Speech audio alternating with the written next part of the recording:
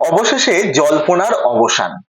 গত শুক্রবার ছিল দোলযাত্রা, আর সেদিনই বঙ্গ বিজেপি তারা তাদের বিভিন্ন জেলার যে সাংগঠনিক সভাপতি তাদের নামগুলোকে ঘোষণা করে দিলেন। প্রথমেই বলি যে এই যে বঙ্গ বিজেপির যে সাংগঠনিক জেলা, সেটা কিন্তু লোকসভার ভিত্তিতে, লোকসভার নিরিখে গঠিত বা তৈরি। যেমন আমাদের রাজ্যে বিজেপির সাংগঠনিক জেলা রয়েছে 43টি। এবারে আপনারা আপনারা বলতে পারেন যে বঙ্গে তো 42 লোকসভা কেন্দ্র, তাহলে 43টা কি করে হলো? যতদূর যেটুকু খবর সেটা হচ্ছে ওই যে দার্জিলিং জেলা যেটা রয়েছে, সেখানে দার্জিলিং যে লোকসভা কেন্দ্র, সেখানে দুটো জেলা, যেহেতু দার্জিলিংটা আপনার সমতলও কিছুটা রয়েছে এবং পাহাড়ের রয়েছে, তো সেই দুটোকে আলাদা করে ভেঙে দুটো সাংগঠনিক জেলা বিজেপি নিজেদের সুবিধার্থে করে নিয়েছে। তো সেই জন্য 42 লোকসভা কেন্দ্র থাকলেও বিজেপির যে সাংগঠনিক জেলা তা কিন্তু 43টি। যদি এটা ভুল হয়, যদি কেউ জেনে থাকে সঠিকটা অবশ্যই জানাবেন। এবারে এই যে সাংগঠনিক জেলার যে সভাপতি তাদের নামগুলো যে ঘোষণা হলো, তারা কারা, প্রথমেই আমরা সেই লিস্টটা দেখি, তারপর বিস্তারিত আলোচনায় আমরা আসব।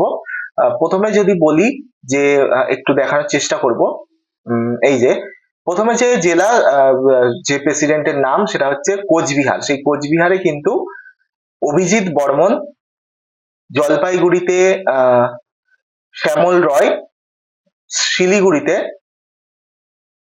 শ্রী অরুণ মন্ডল, তারপর হচ্ছে দক্ষিণ দিনাজপুর স্বরূপ চৌধুরী, মালদা উত্তর প্রতাপ সিং, মালদা দক্ষিণে আছে অজয় গাঙ্গুলি, জঙ্গিপুরে সুবল চন্দ্র ঘোষ, মুর্শিদাবাদে সৌমেন মন্ডল, এরপরে যেটা হচ্ছে উত্তর নদিয়া শ্রী অনুজ কুমার বিশ্বাস, বারাসাতে হচ্ছে শ্রী রাজীব পোদ্দার, বসিরহাটে শ্রী সুকল্যাণ বৈদ্য, কলকাতা উত্তর সেখানে হচ্ছে চণ্ডীচরণ রয়, উত্তর কলকাতা তমগ্ন ঘোষ, দক্ষিণ কলকাতা হচ্ছে অনুপম ভট্টাচার্য, জয়নগরে হচ্ছে উৎপল নস্কর।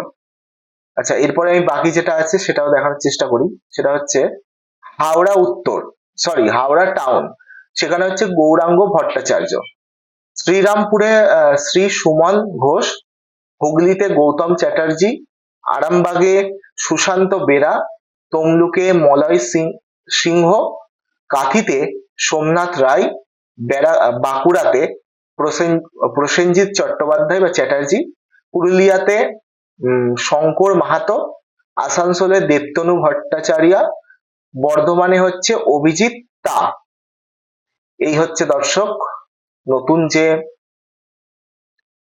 জেলা বিজেপির সাংগঠনিক জেলার যে সভাপতি তাদের নাম। 43 জনের মধ্যে 25 জনের নাম ইতিমধ্যেই ঘোষণা হয়েছে, বাকি আরো যে আসনগুলি রয়েছে বা জেলা সাংগঠনিক জেলাগুলি রয়েছে সেগুলোতেও খুব শীঘ্রই কিন্তু নাম ঘোষণা হবে। তো যেহেতু বছর ঘুরলেই বিধানসভার একটা নির্বাচন 2026, ভোটের দামামা ইতিমধ্যেই কিন্তু বেজে গিয়েছে, আর এরই মধ্যে পায়ের তলার যে মাটি তা শক্ত করতে ক্রমশ বিভিন্ন রাজনৈতিক দল তারা কিন্তু নেমে পড়েছে। বিশেষ করে বিজেপি, তারা নিজেদের জেলা সভাপতির নামগুলো ঘোষণা করে ভোটের যে নির্বাচনের লড়াই, সেই লড়াই এক ধাপ এগিয়ে গেছে বলেই বলা যেতে পারে। সেখানে এই যে রাজ্যের যে প্রধান বিরোধী দল বিজেপি, তারা দেখা যাচ্ছে যে বেশিরভাগই পুরাতনদের উপরই ভরসা রাখা হয়েছে, মানে পুরনো যারা ছিলেন তাদের উপরে ভরসা রাখা হয়েছে, কিন্তু নতুন যে মুখ তাদেরকেও জায়গা করে দেওয়া হয়েছে কিছু কিছু জায়গায়। দুই কলকাতায় কোনো বদল করা হয়নি, যেটা আমি বললাম, দুই কলকাতা উত্তর দক্ষিণ এই সমস্ত জায়গায়। দক্ষিণবঙ্গের বারাসাত রয়েছে, কলকাতা উত্তর শহরতলি, পুরুলিয়া, বসিরহাট, আরামবাগ, হাওড়া, জঙ্গিপুর, হুগলি, এই সমস্ত জায়গায় কিন্তু নতুনদের আনা হয়েছে। এদিকে উত্তর নদিয়া, শিলিগুড়ি, সেই সমস্ত জায়গায় দলের আস্থা কিন্তু সেই পুরনোতেই। গত দোলের দিন শুক্রবার যে 25 জনের নাম ঘোষণা করা হয়েছে তার মধ্যে পুরনোদের যে সংখ্যা তা হচ্ছে 8, আর 17টি জেলায় সভাপতির দায়িত্বে আনা হয়েছে নতুন মুখ। 4 বিধায়ককে সরানো হয়েছে সভাপতি পদ থেকে, যারা আগে 4 বিধায়ক থেকে, যার মধ্যে রয়েছে সদ্য দল বদলু তমলুক সভাপতি, তমলুকের বিজেপি যে বিধায়ক ছিলেন তাপসী মণ্ডল, তিনি তমলুকের সভাপতিও ছিলেন, তাকে সরানো হয়েছে যেহেতু তিনি তৃণমূল কংগ্রেসে যোগদান করেছেন। কাঁথির বিধায়ক অরূপ দাসকেও সরানো হয়েছে। বিষ্ণুপুর সাংগঠনিক জেলা সভাপতি বিধায়ক অমরনাথ সাহা, তাকেও সরানো হয়েছে। আরামবাগ জেলার দায়িত্বে ছিলেন পুরসুরার বিধায়ক বিমান ঘোষ, তাকেও কিন্তু সরানো হয়েছে। এই চারজনকে সরানো হয়েছে। শুভেন্দু অধিকারী অবশ্য আগে থেকেই জানিয়ে দিয়েছিলেন সম্প্রতি যে যারা বিধায়ক হিসাবে রয়েছেন তাদেরকে আর জেলা সভাপতি হিসাবে রাখা হবে না।